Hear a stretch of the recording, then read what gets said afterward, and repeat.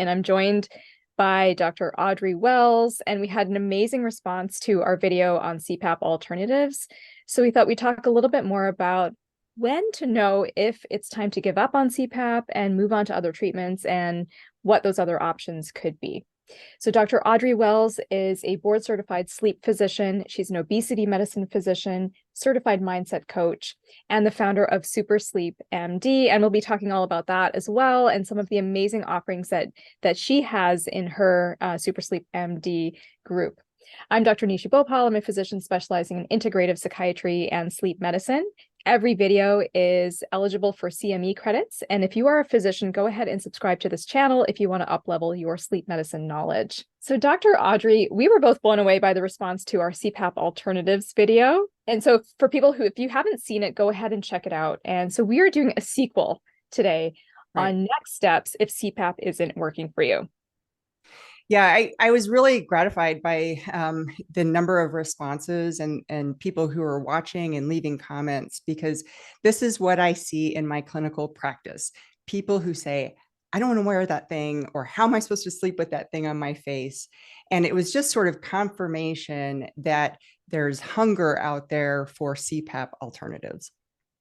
Absolutely. And you know, I hear similar things as well in my practice. People don't want to wear the mask, or they're really struggling. They're struggling with CPAP and then they give up on it, and they're not really offered anything else, right? So I think it's really important both for patients or family members of patients to understand what the options are, and also for physicians. So any physicians and healthcare practitioners that are listening, even if you're not treating sleep disorders yourself, if you're not a sleep doctor, it's good to know the array of options that are available. So at least you can help patients navigate this conversation.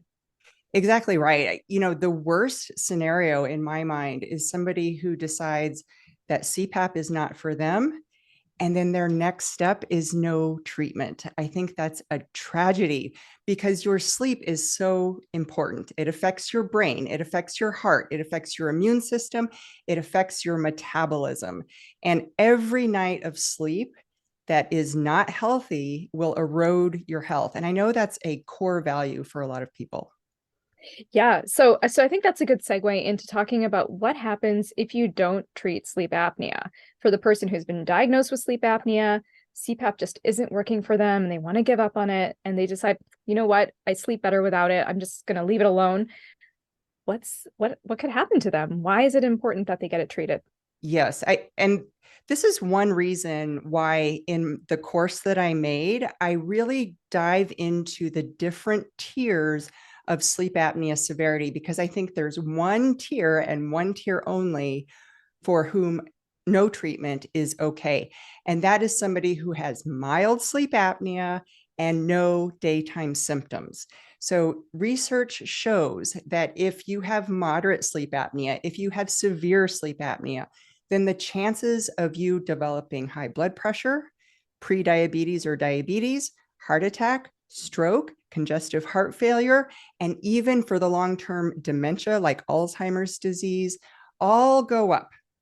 And it's a little bit funny, because although there is some connection between your AHI, or apnea hypopnea index, which is currently the indicator of severity, there's good indication that moderate or severe AHI numbers are associated with these long-term diseases that nobody wants.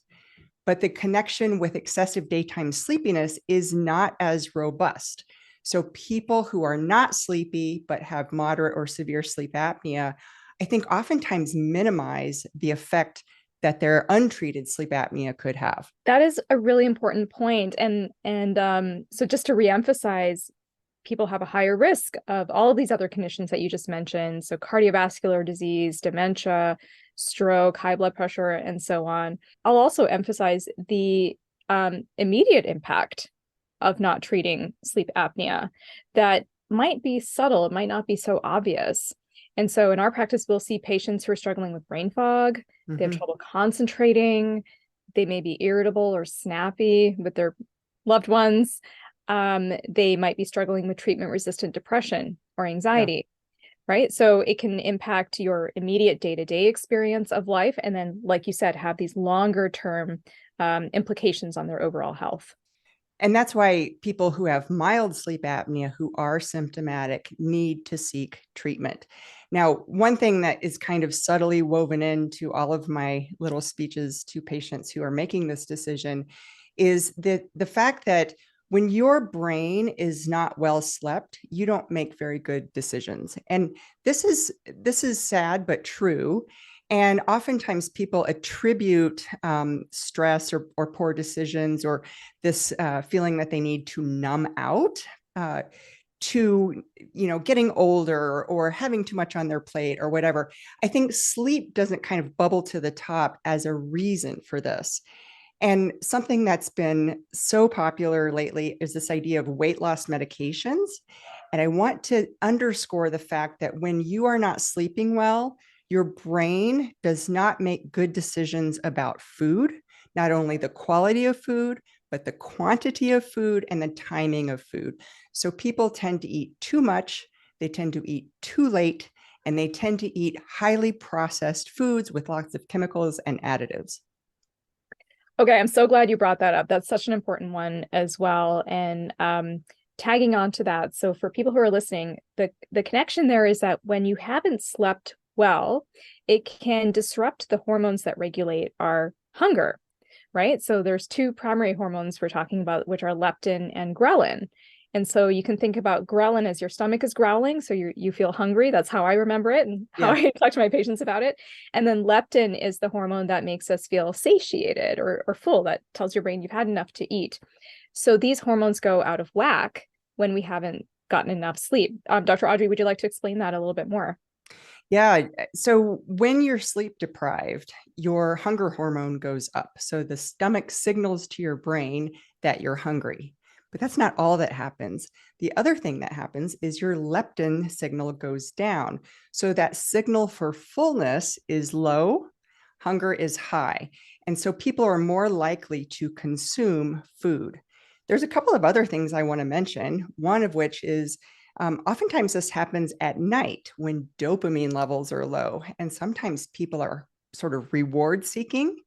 And I have yet to meet a person who opens up the refrigerator and takes out a stalk of celery at night. It's not going to be that. It's going to be popcorn, high fat, high salt. It's going to be ice cream, high fat, high sugar. It's going to be snack foods and processed foods. So you can kind of get that dopamine reward. But it's not going to be processed ideally because our insulin responsiveness is low at night. And studies show that late night eating can actually reduce melatonin, which will impact your sleep quality and your ability to stay asleep.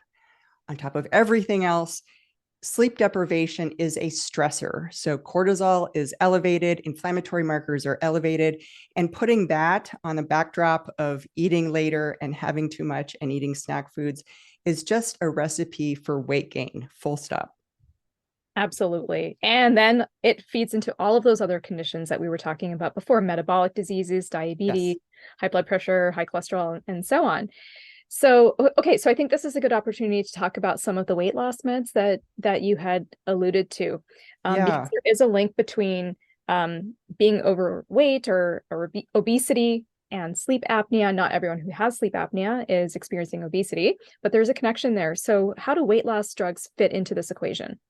Right. So this is one reason why I took time out of my life to go and get board certification in obesity medicine, because having weight gain into the range of overweight and the 3 tiers of obesity is the number one risk factor for obstructive sleep apnea.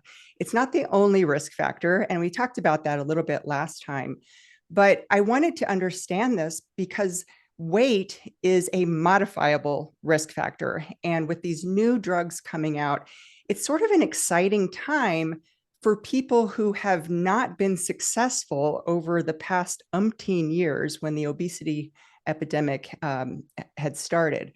So semaglutide or Wegovy is kind of the medication that's out there now. There happens to be a shortage, and we don't know when that's going to end. But it seems that taking Wegovy will give you anywhere from a 6 to 14% weight loss, which is really fantastic for people who have struggled with the disease of obesity. I really want to underscore, though, that some people are not taking full advantage of the medication, which is one tool in our whole toolbox.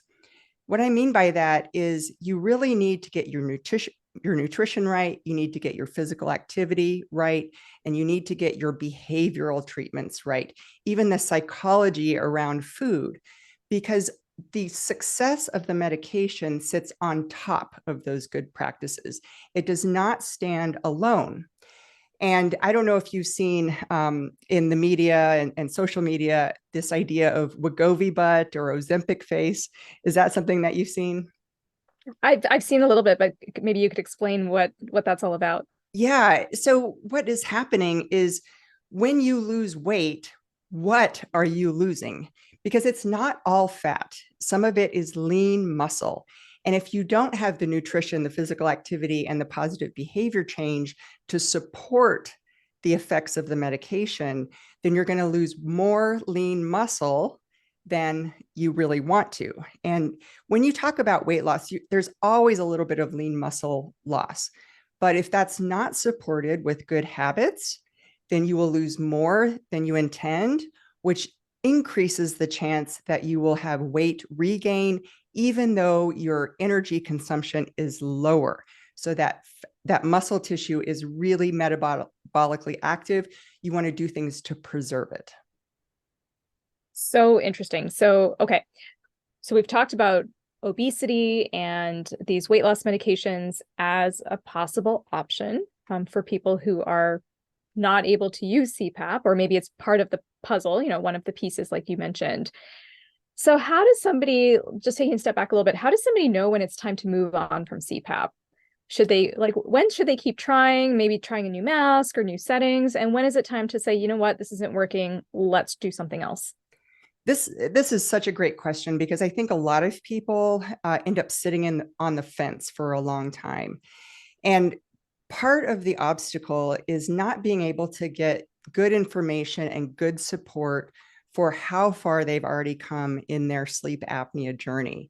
So I always try to stay mindful of the idea that, they were referred for testing, they went through a home test or an in-lab sleep study, then they got a prescription and they got the CPAP and they tried it.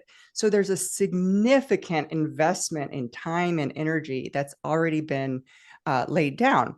So when you're deciding whether or not to move forward, I think the best way for me to nutshell it is to kind of look inside and say, am I still willing to find out information, get support that I need to use CPAP for another night? That willingness check is a good indicator of whether you should abandon ship with CPAP and start looking for an alternative, or try to look for an alternative at the same time that you use CPAP. And I want to sort of highlight that route, which a lot of people don't think of. So even as you're trying with CPAP, you can still look for an alternative and not miss out on acclimation to CPAP, or even getting your sleep apnea partially treated, which is much better than no treatment. Great idea to start exploring those options even while you're still trying to figure out the CPAP piece. So again, people can go back and look at our previous video on some of the CPAP alternatives that are available. Dr. Wells also has a nice show and tell showing us different devices in that video. You also have a course on CPAP alternatives, so that is a great option too for people who are in that space where maybe they're using CPAP, but they want to explore other options. Yeah, and I talk about weight loss in the course because some people ask me, well, can't I just lose weight? And for people who are in the moderate or severe category of obstructive sleep apnea, I don't recommend that they abandon treatment of their sleep apnea and still try to lose weight. You really need to do those concomitantly at the same time, because if you are not sleeping well, it will sabotage your efforts at weight loss, no matter if you're on medication or not. Yes.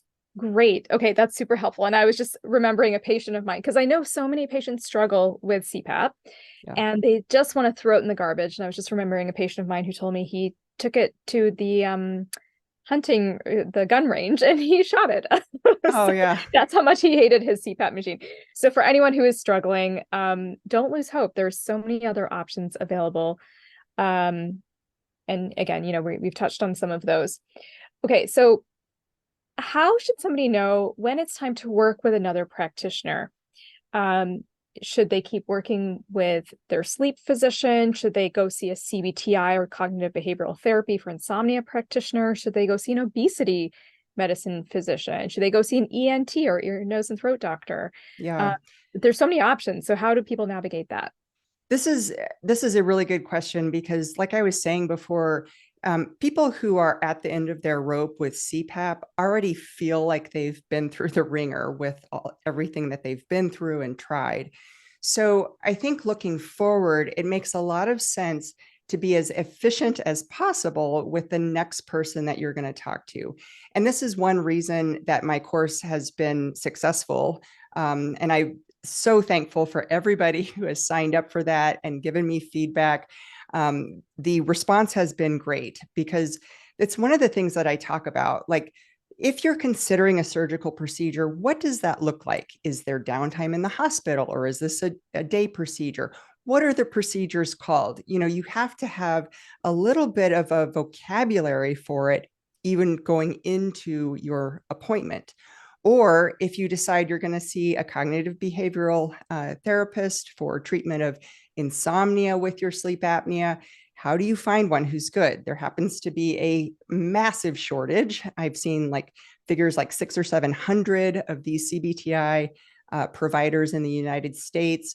So, how do you find a good one and how do you get in? Oftentimes they're booking out for months at a time. Should you see an allergist instead of an ENT? So should you have a nose procedure? Should you go back to your sleep doctor and have a very targeted discussion about a surgery or a different PAP mode? Or maybe they have a referral to a dental provider that could make an oral appliance. All of these choices sort of bloom out of the idea that people don't want to use CPAP anymore. But that decision is really individual, which is why I created this course, because it's everything I wanted to tell somebody when I knew that they were at the end of their rope with CPAP, but I can't say it all in 20 minutes. And I guarantee no sleep medicine doc can. So I just took the time to lay it all out, bring in my clinical experience, bring in, what I know about insurance to try to make it as efficient as possible. Fantastic. And so for anyone listening, if this information is helpful for you, please go ahead and click the like button because that will help this information feed the YouTube algorithm and it'll help this information get out to more people. Yes, so if you or your loved ones or your patients are struggling with sleep apnea, you need to get Dr. Wells' course on 21 CPAP alternatives because, as she just said, as sleep physicians, we don't have time to go into all of these alternatives with a patient. Other sleep doctors don't, or your primary care physician certainly doesn't have the time to do that. There's so much value in this course. And, seeing a sleep doctor can cost you hundreds of dollars, and you can get all this information in Dr. Wells' course. So I highly, highly recommend it. So much valuable information in there. I'll also just mention that a lot of sleep doctors and non-sleep doctors don't even know about all of these alternatives also. I found that out. And in preparation for the course, I actually reached out to the companies that make the products, the companies that have the surgical techniques and everything like that. And I updated all of my information, all of my clinical knowledge, and I'm not shy about sharing with people. In fact, it's so important to me that people be empowered to make a decision for themselves that I included this category called family test, which is, would I recommend this to my family? And if so, what would the conditions be? Because that makes a difference. So I would say that in taking the course, you're really kind of educating yourself to get empowered to know what the next step is. And please, please don't let that be no treatment at all, because that is the worst case scenario, in my opinion. Yes, Absolutely. So there are lots of different options available. Um, let's talk a little bit. We talked a little bit about this in our previous video as well about surgery. Mm-hmm. Um, but let's talk about that a little bit more. So what are some aspects that might prompt somebody to consider surgery or surgical intervention as treatment for their sleep apnea? I think there's people out there who draw the line at surgery. You know, surgery is invasive. It involves cutting something out, cutting through something, or repositioning something with cutting. So there's a certain person that's not going to be amenable to surgery at all. Another point that I like to make is that, you know, when you have a surgery done, I think a lot of people have it in their mind that this surgery is going to be successful. But that's not always the case. Sometimes it turns out differently than you want, in that you have residual symptoms like snoring, or it wasn't fully effective for your sleep apnea, or there's something else that kind of bothers you, whether it be an aesthetic or you know, something that just wasn't part of the pre-surgery discussion. So surgery is not this glorious panacea, although it can be very helpful for some. And I always like to make the point that if you get benefit from surgery, it's with you every night, it's with you throughout the entire night. Okay. So even if it's partially effective, you can still manage to reduce the severity of your sleep apnea, for example. Um, the main surgery that was done for a number of years was the uvulopalatal pharyngoplasty, or UP3. If people go somewhere to talk about the UP3, which is trimming the soft palate in the back, and sometimes clipping or cutting out the uvula, hopefully that's not done, but what they need to know is that nowadays there's different ways to do a modified UP3 that's different than the old way. And some ENT physicians are not very versed in this, some are. And so I would want people to understand that concept so they can get the improved modified UP3 and not be stuck with the old thing, which is very painful, very hard to recover, and doesn't always solve the problem. The other thing is, you know, people ask me a lot about the Inspire treatment, and I think that has been a boon for surgical treatments of obstructive sleep apnea. There are two other similar but not the same surgeries coming out. One is from a company called Livanova, and the other is from Nyxoah. These should be approved in a while. We don't know when, probably 2024. And they're going to be competitors to the Inspire device. And I would love to evaluate those and talk to people who are doing them and educating about them. But for now, we have the Inspire device. And, you know, there's a lot of marketing that goes into getting people awareness of this. But I just really caution people that these are marketing techniques which are meant to show how bright, new, and shiny the Inspire device is.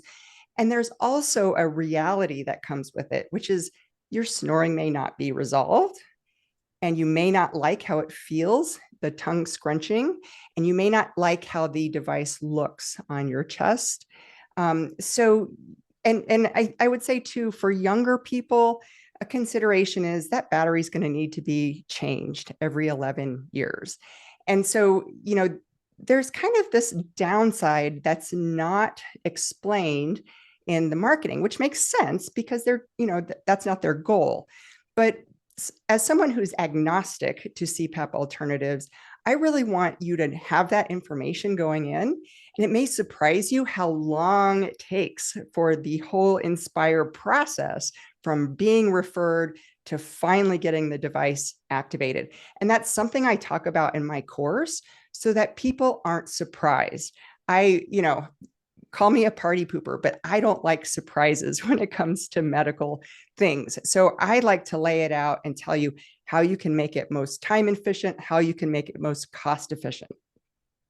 Fantastic. So much good information. And I think, you know, a couple of the big takeaways are when it's time to move on to CPAP, move on from CPAP is when you feel like it's time to move on, Yeah. right? And so this is a really patient-centered approach. We're not trying to force people to stay on their CPAP machine. CPAP is the gold standard treatment, but there's lots of other options available. So for you yourself, if you are struggling with CPAP and you're like, this is just not for me, please don't give up. There are other things you can do. Don't give up on sleep apnea treatment. And for physicians, if your patients are wanting to give up on CPAP, have this conversation with them or point them towards this course so they can learn what else is available. And Dr. Wells, are there other takeaways or other things that you would like to share today?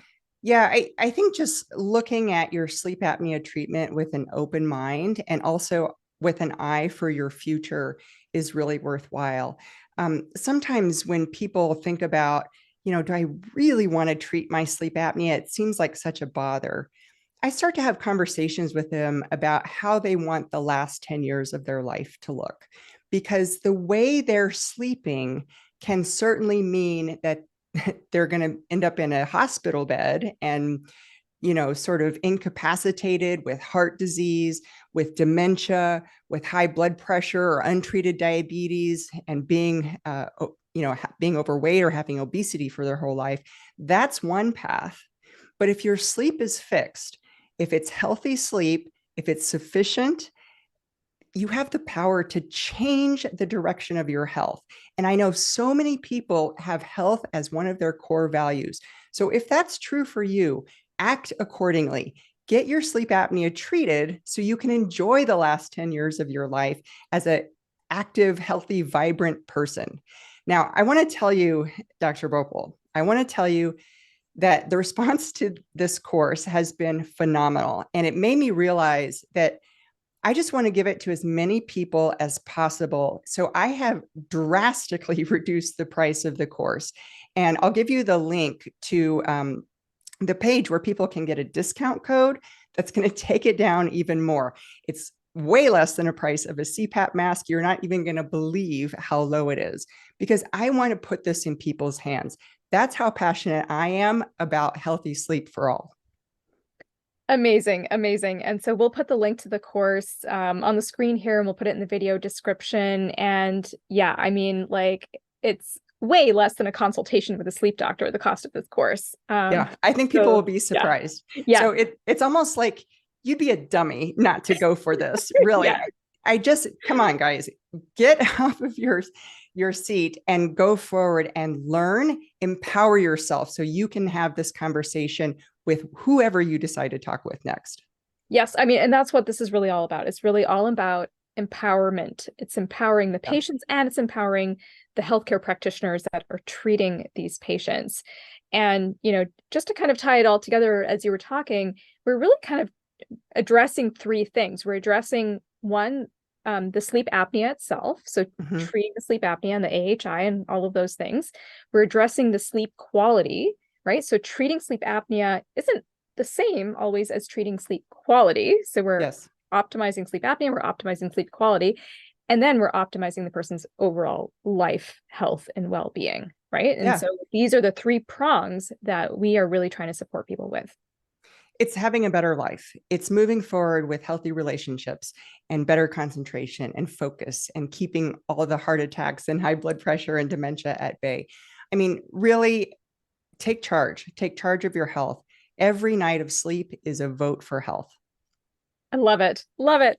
So on that note, I think we can kind of wrap up there. If people have questions, comments, please drop them in the comments section below this video. And I'll put Dr. Wells's course link in the video description, and her website as well, if you'd like to reach out to her. Any physicians, if you're watching, go ahead and grab this course as well. I think you'll find it really helpful for your own sleep medicine education. And I also have a free course for doctors, which is about sleep medicine pearls for outpatient practice. Link. Okay, Dr. Wells, if people want to learn more about you, where can they find you? I hang out at supersleepmd.com. I'm also on Instagram and Facebook. I actually host a private group for people diagnosed with sleep apnea. So I would love to connect with people. They can see the 21 plus CPAP alternatives on my course page. But through the link on this video, remember, you'll get a special discount that is going to make this course easily accessible. So that's the link to click on. Fantastic. Great. Well, thank you so much for sharing your knowledge, being with me here today. I really, really appreciate everything that you do. And again, for people who have sleep apnea or your loved ones have sleep apnea or you're a doctor treating it, you need to grab Dr.